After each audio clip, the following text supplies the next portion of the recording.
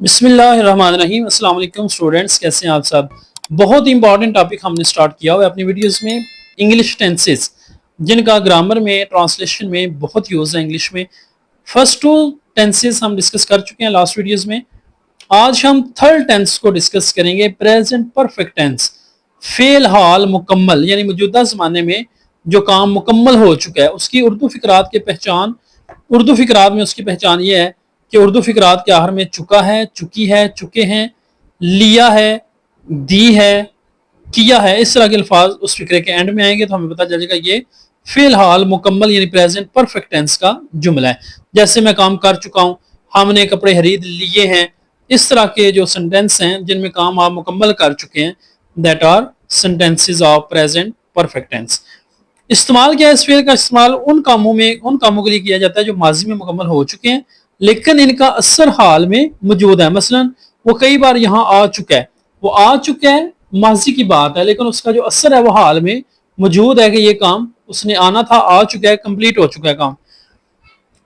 जब आप इसकी कंस्ट्रक्शन करेंगे तो सबसे पहले सब्जेक्ट, फिर हैज और हैव। अब हैज कहाँ पे आएगा और हैव कहाँ पे आएगा ये हम आगे जाकर डिस्कस करेंगे। वर्ब की हमेशा आपने थर्ड फॉर्म यूज करनी है और एंड पे ऑब्जेक्ट को लोकेट करना है।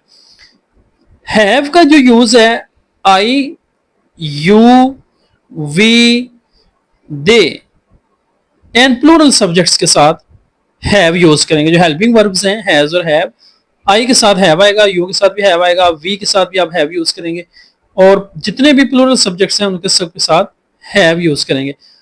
ही, शी, इट और सिंगुलर ऑब्जेक्ट के साथ, ही, शी, इट और सिंगुलर सब्जेक्ट, सिंगल सब्जेक्ट के साथ हम जो हेल्पिंग वर्ब है वो हैज यूज करेंगे।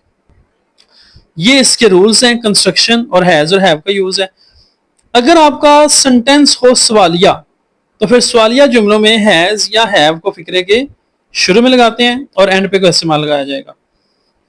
अगर मनफी जुमले हैं तो फिर हैज या हैव के बाद सिंपल क्या लगा देंगे, नॉट लगा देंगे, तो ये सेंटेंस आपका नेगेटिव हो जाएगा, मनफी हो जाएगा। उसके बाद इसकी मिसालें हैं, हम मैच जीत चुके हैं, we have won the match. अगर इसी का नेगेटिव बनाना है तो हैव के बाद नॉट लगा देंगे और अगर इसी का इंट्रोगेटिव बनाना है तो हैव को सेंटेंस के शुरू में ले आएंगे और एंड पे क्वेश्चन मार्क। अली इम्तिहान पास कर चुका है, अली हैज, अली चूंकि सिंगल पर्सन है ना इसके साथ हैज आएगा। Ali has passed the exam, verb की थर्ड फॉर्म यूज करनी है, पास, पास्ट एंड पास्ट। अगर इसको आपने नेगेटिव बनाना है तो हैज के बाद नॉट लगा देंगे, इंट्रोगेटिव बनाना है तो हैज को सेंटेंस के स्टार्ट में लगा देंगे और एंड पे क्वेश्चन मार्क। ये इसके सिंपल से रूल हैं।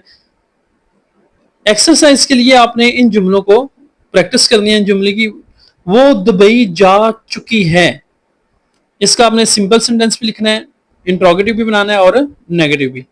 वो नाश्ता मुकम्मल कर चुका है, उन्होंने नया घर खरीद लिया है, मैंने अपना होमवर्क मुकम्मल नहीं किया, ये नेगेटिव है, इसका आपने सिंपल सेंटेंस भी बनाना है और इंट्रोगेटिव बनाना है।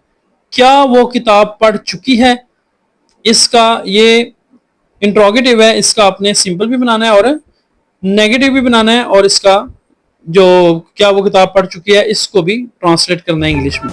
ये 5 सेंटेंसेस हैं, इनकी आपने प्रैक्टिस करनी है। तमाम रूल्स जो हैं वो अप्लाई करने हैं, हेल्पिंग वर्ब यूज करना है, इंट्रोगेटिव नेगेटिव के रूल्स तमाम आपने इस पे अप्लाई करके तो इसको ट्राई करना है। Thank you, Allah Hafiz.